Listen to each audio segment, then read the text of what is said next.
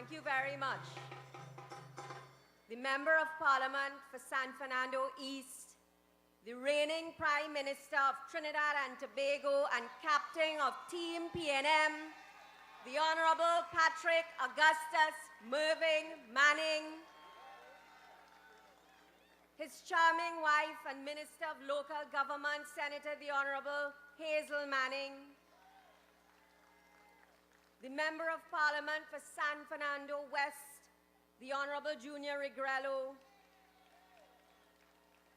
other distinguished members of Cabinet and Parliament, our youth speaker, Ms. Kinsale, PNM party officers, brothers and sisters of the Southland, my fellow PNM soldiers, members of the media, ladies and gentlemen.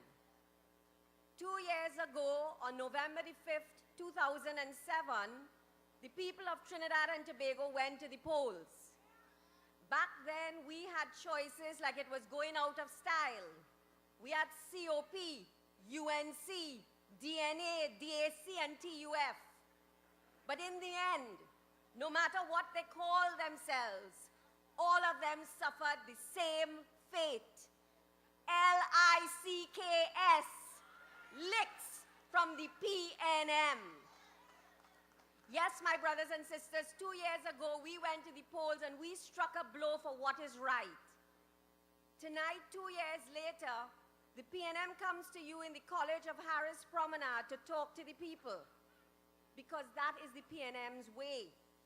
We understand that we have to dialogue with the population. We are not a take, win, and run party. No, we are a responsible political party, a serious political party, the oldest political party, the greatest political party, and the only political party in Trinidad and Tobago. That is why we are here tonight in the College of Harris Promenade. We are here on serious business. We are here to lay our cards on the table.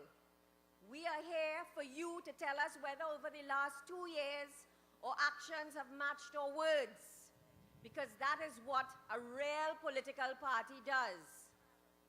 Remember when a certain political party used to use the words performance beats all talk? Remember when we warned you to not get tied up with them fellas? You understand when you look around today how the PNM saved this country from certain disaster. Just look at their performance, my brothers and sisters, carrying on with their usual bacchanal, backstabbing and infighting, making up to break up, and trying their level best to rile up the population with stupid talk about ethnic cleansing. Could you imagine, my brothers and sisters, if those fellas had gotten your votes 2 years ago? All now so this country would be eating the bread that the devil need. So it's just for us to thank our lucky stars and to look tonight at the bright and blazing colors of the PNM and to judge for ourselves where this country's future lies and with whom. My brothers and sisters, everyone knows that the PNM government has a vision for this country. Who don't know about Vision 2020 is because they don't want to know. Vision 2020 is this country's central development goal, to achieve developed country status by the year 2020. Those who are opposed to us laugh and say we could never do that, that all we have done is build tall buildings, as if something wrong with that. But my grandmother always used to tell me, he who laughs last, laughs best. And so when you see the same set of doubting Thomases cooling their heels down by the waterfront in Port of Spain, or relaxing in a water taxi from San Fernando, or stopping to take pictures on the flyover at Grand Bazaar, you really have to laugh for true. Because you see, my brothers and sisters, what the whole set of them don't realize is that this is PNM country. And in PNM country, the sky is the limit. Just look at what the PNM under Dr. Williams did with education. Who would have thought in January 1956, when the PNM was formed, that ordinary people like you and me would be able to go to school for free. Black, white, red, yellow, irrespective of color, creed, or class. That was the vision Dr. Williams and the PNM had for this country, ladies and gentlemen. And all of us have lived to see it happen. So when the naysayers and the professional critics come around you, when they come braying in your ears that this can't happen and the other can't be done, you know what you have to tell them. Tell them to get thee behind you. Tell them the PNM did it before, and the PNM will do it again. My dear friends, it is happening already. One of the pillars of Vision 2020 is developing innovative people. And the surest way to develop innovative people is to provide them with world-class education and training. We in the PNM know that donkey ears now. But what those opposed to us either don't know or won't tell you is that a quiet revolution in education, especially in tertiary education and training, has been taking place in the last few years.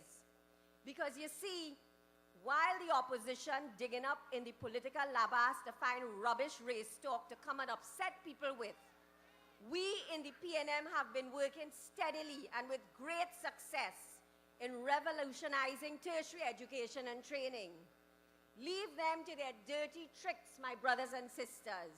The PNM has work to do, and we have been doing it faithfully. That is why, over the last few years, education and training, especially at the tertiary level, have become more affordable, more available, more accessible, and more relevant than ever before. Those of us who were around then will remember hearing Dr. Williams talk about his vision for tertiary education, about how a university education should be determined not by the income of parents, but by the aptitude of students, and about how there should be no charges for university tuition, that education should be free from kindergarten to university. Well, tonight, we can all say to the spirit of Dr. Williams, Dr. Williams, we have entered the promised land. Because today in Trinidad and Tobago, thanks to the Government Assistance for Tuition Expenses Program, GATE, a university education, even at a private institution, is free.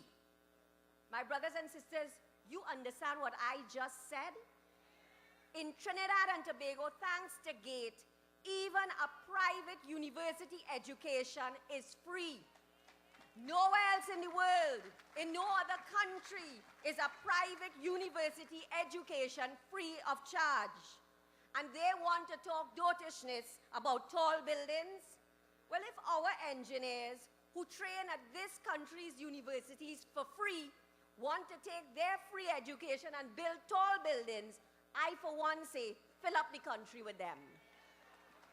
But what else you expect from them, my dear friends? You expect them to say, well done with higher education, built as it has been on the foundations of no-cost entry? They wouldn't know the first thing about a free education system. You remember the UNC and the dollar for dollar program? Their idea was to put one government dollar to match every dollar you could find to put towards your child's university education. But what they didn't realize was that people couldn't find a dollar of their own to put in the first place. Think of all the families who couldn't afford a university education under that program. And then think about the GATE program, where every single dollar is put by the government, and where every family can send their child to university for free. And what about the NAR, who now changed their name to COP? You remember how they cut up children university education with the cess? One of the things the PNM did when we evicted those squatters from the corridors of power was to pitch away that NAR scissors. You think under either of them this country would have seen the day when university education was free to all? Well, think again. And this government hasn't stopped with GATE, you know, because we have the higher education loan program HELP too. Whereas GATE covers tuition expenses, HELP provides a soft loan to students subsidized by the government to help pay for non-tuition expenses, things like rent and transport to and from the university. My brothers and sisters, in 2001, you know